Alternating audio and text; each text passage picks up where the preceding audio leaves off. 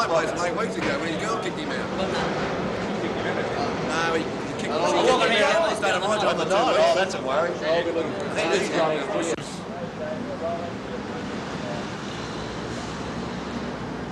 Well, David, more than 2 days after your great grand final win, fated by the city of Melbourne, when are the celebrations going to finish? Oh, I don't know whether they've actually really started, Brian, in a sense. Oh, I think players need a bit of a break after the time and effort that these fellas have put in, not just over 1 but 2 years. They've had about 1 month off from what I'd call a very regimented life. And I think this time we just have to give them a little bit longer if we can expect to keep their interest and enthusiasm for another year coming. I think this is one group of players have really earned the right to enjoy and savour a bit the success that they've rightfully earned. Well, you've mentioned before 600 hours preparing for this premiership. I think it's going to take you that long to get the smiles off theirs and your faces.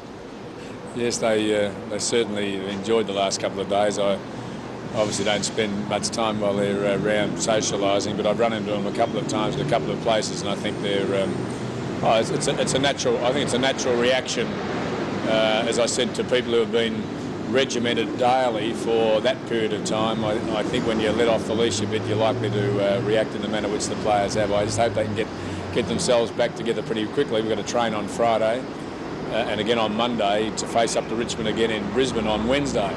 That in itself will be a miraculous feat, and I would imagine that probably Richmond players and probably Francis is thinking exactly the same thing. What about you? Have your feet hit the ground yet after that great win on Saturday? I don't really get very far. The further you get off the ground, Brian, the more it hurts when you finally fall down. It was a satisfying day from a coaching point of view, because in one day the fruits of your labour can suddenly bear fruit. And I think I don't think I've had an experience in football which was a more satisfying or fulfilling one. And from that point of view, I was personally delighted. But she's a pretty ruthless business, and I've been through it before, the year after, a number of times, and it's just so easy. There's such a fine line between succeeding and not succeeding that you just can't afford to be a fraction less. I think I personally worked 20%, 25% harder in 1982 than I did in 1981. And it was 25% harder to win from Carlton's point of view this final than the previous one. Well, you can imagine how much more difficult it would be to come up with similar success in 1983. I mean, the thought's pretty daunting. The idea of all that work and input leaves me, feeling very inadequate. But if we're going to have to do that sort of work in preparation. Now, I think we've got to give the players a month or a month and a half, and I've usually worked on that assumption. We give them 6 weeks. If we don't make the 5, we have all of September and a couple of weeks in October. If we win a premiership, we have all of October and a couple of weeks in November. And I don't really see any need to change that sort of organisation.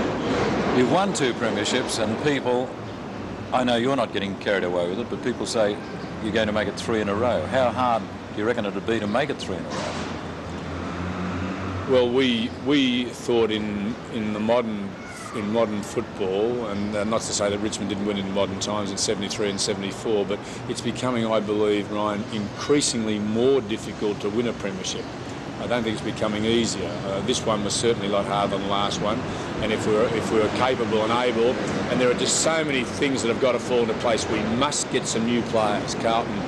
I mean, new from outside and coming up from underneath. We must get probably 3 or 4 players who are capable of getting in and performing in 1983.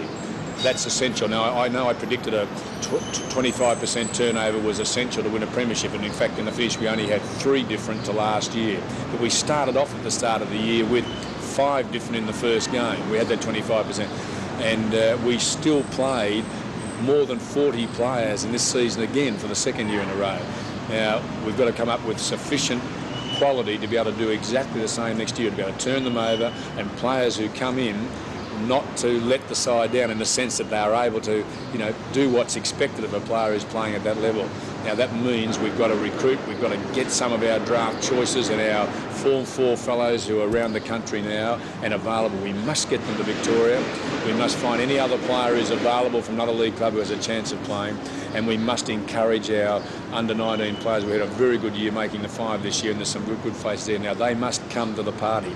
If they don't, then our job would be very, very difficult indeed. Thanks, Dave. Oh,